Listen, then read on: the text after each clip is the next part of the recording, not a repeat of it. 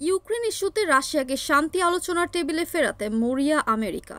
আর সে লক্ষ্য চাপ দিতেই রাশিয়ার দুই বৃহত্তম তেল কোম্পানি রোসনেফট এবং লুকয়েলের ওপর নতুন নিষেধাজ্ঞা আরোপ করেছে ওয়াশিংটন।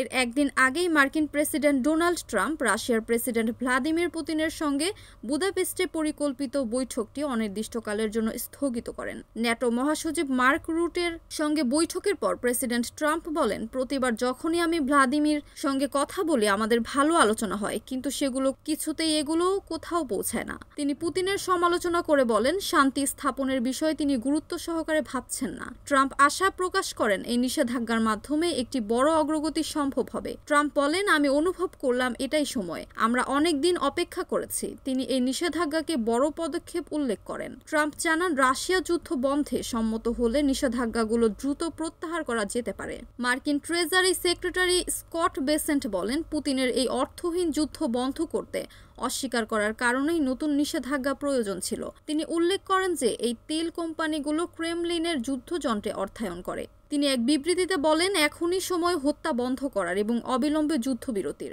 মার্ক রুট এই পদক্ষেপের প্রশংসা করে বলেন, এটি পুতিনের ওপর আরও চাপ সৃষ্টি করবে। NAN TV news desk.